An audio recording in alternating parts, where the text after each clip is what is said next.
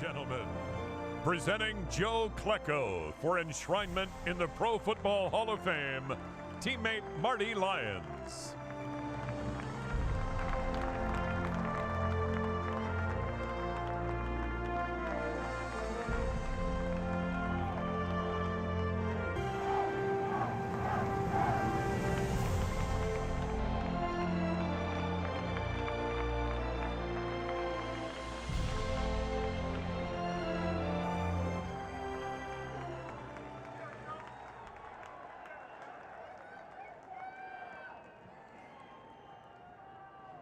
Thank you.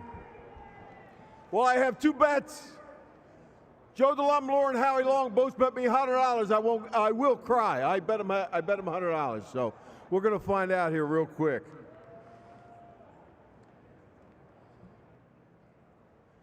Been in my drawer since 1993, 30 years, okay?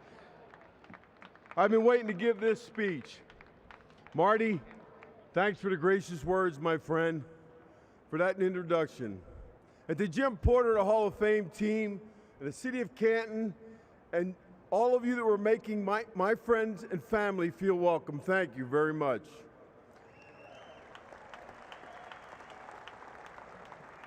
Congratulations to my fellow inductees. I'm honored to stand here as the class of 23 with you guys. Also, I thank all the Hall of Famers who spoke up on my behalf during the voting process. Without your input, I wouldn't be here today. From the moment the greatest Jet of all times, Joe Namath, knocked on my door, I've been reflecting on my football life and the people who helped me. My career started at St. James High School in Chester, Pennsylvania, under my coach, Joe Loeb. After high school, no one offered me a scholarship to play football.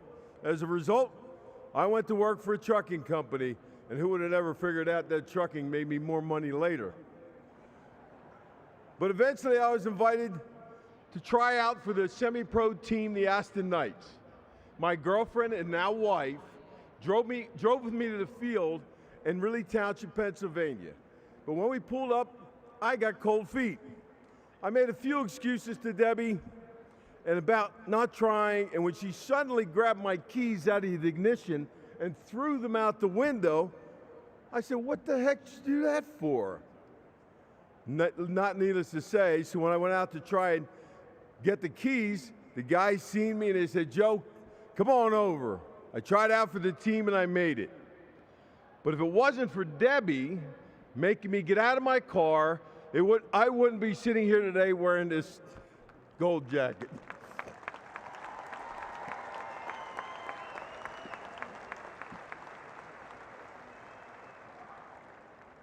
The equipment manager from Temple University, John DiGregorio, saw me playing with the Knights and recommended me to the head coach, Wayne Harden of Temple University. Coach Harden offered me a scholarship to play football after watching me play one quarter. I also want to recognize my teammates, the Temple Owls that are here today. Go Owls! My success at Temple led me to become a sixth-round draft choice of the New York Jets in 1977. It was a highlight of my life up to that point. The Jets were only 8 years removed from their Super Bowl win, and I thought they were due for another very soon. Okay, I was wrong. All right, so. We never made it to the big game, but the friendships I made are more valuable than a championship ring. My head coach was the great Walt Michaels, who previously was the defensive coordinator for the Philadelphia Eagles. He told me that he saw a lot of my games when I was at Temple because I played at the old Vet Stadium where Philly played. He said that that was one of the reasons he drafted me. And the other, we were both Polacks. So it fit real well.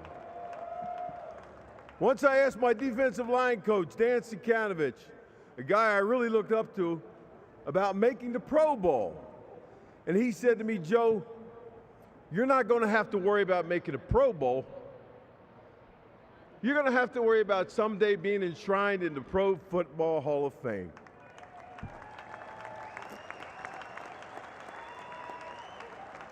And believe me, from that day on, I played a lot harder. In 1985, defensive genius Bud Carson entered our fold and switched me to a three-man line. I played it in a cock position like Mean Joe Green used to play.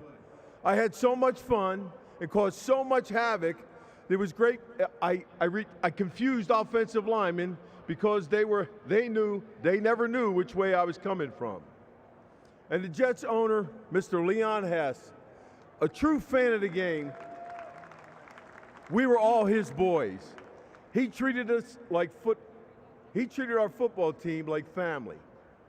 In 1981, one of the greatest names in football was born, the New York Stock Exchange.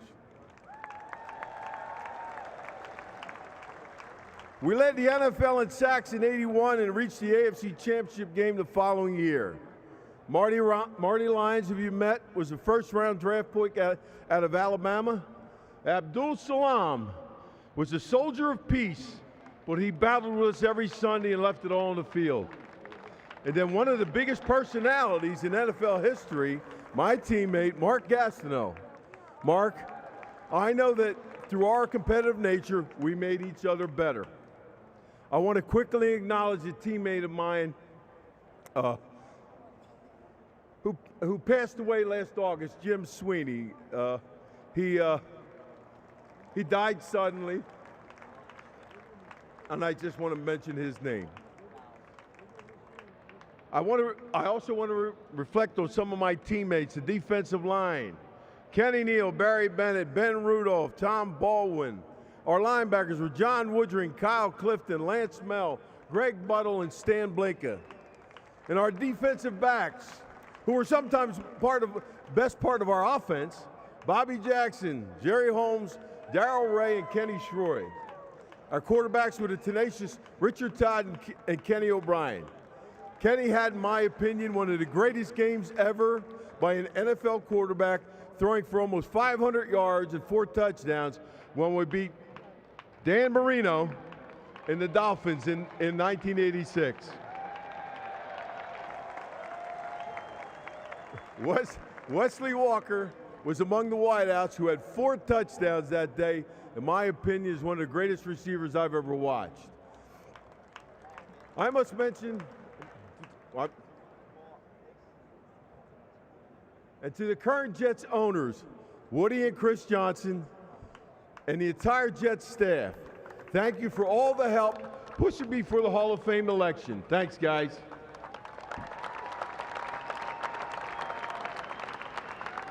Honestly, I wish I could play today. Not so much for the competition, but for the money.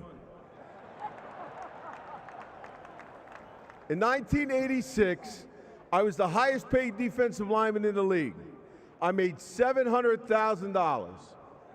Today, Aaron Donald is the highest paid defensive lineman. He makes $31.7 million.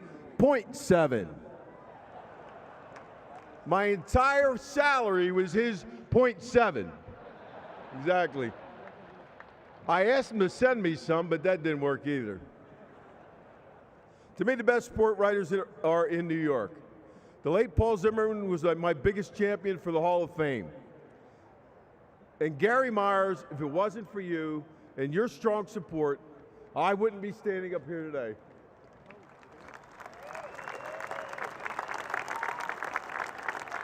I want to thank a few good friends of mine to help me through many chapters of my post-football life, which is 30 years.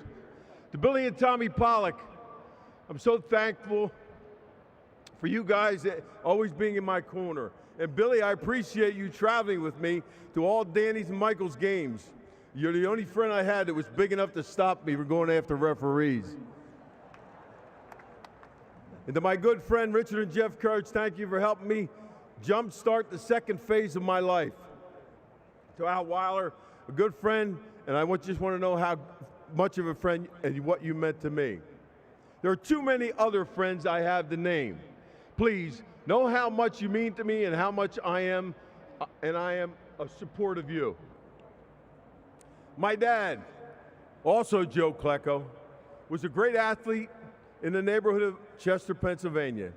He always held us to a high standard. My mom, Josephine, never hesitated to set us straight. She was an excellent cook and was always known for her great pierogies. So, it's easy to see where my athletic ability, discipline, and appetite come from. But above all, everything else, Mom and Dad always made sure we were in church every Sunday. Through everything I've done, my sisters, Joanne and Janet, have been my biggest supporters. My brother Jimmy, the family historian, has clipped every article ever written about me. And to all my nieces and nephews, I love you all.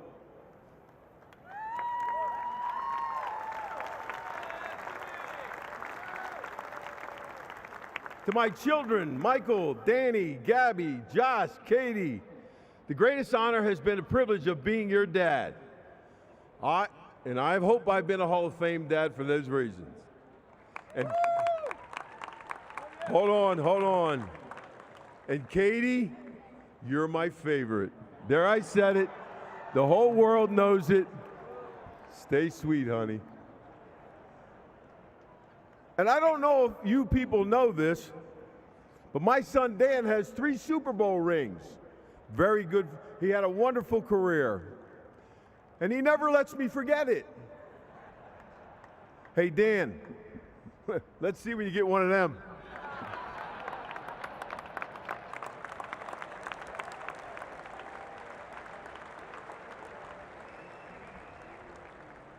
I've tackled Earl Campbell, Walter Payton, Franco Harris, and Marcus Allen. But nothing prepared me for the going head-to-head with my grandchildren. Nathan, Christian, Thomas, Riley, and Wyatt. You bring me a lot of joy, and your grandpop loves you very much. You're all great athletes, and I know you have a great future.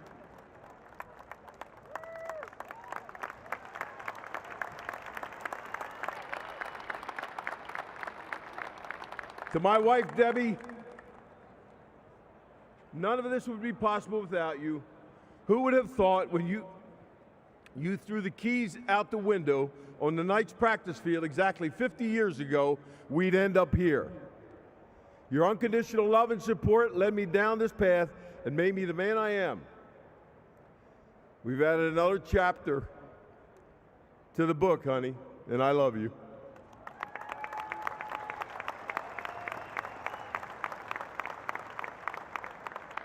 And I know you hate the spotlight, but you can't hide from it today.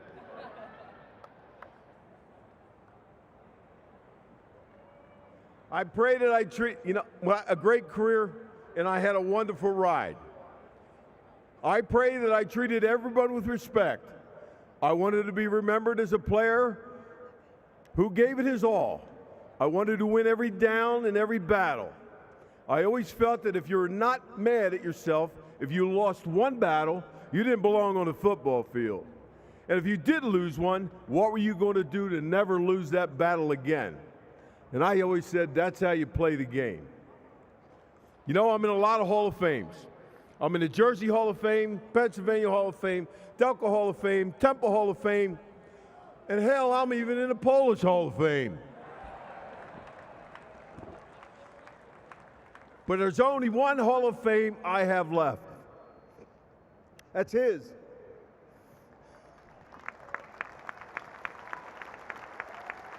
And I know God knows how much my family and I love him, and every blessing in our lives is because of him. Now I can't leave without acknowledging my faithful Jet fans. Fireman Ed, where are you? Ed, where are you? All right, I'm going to handle it. You guys ready? There he is back there.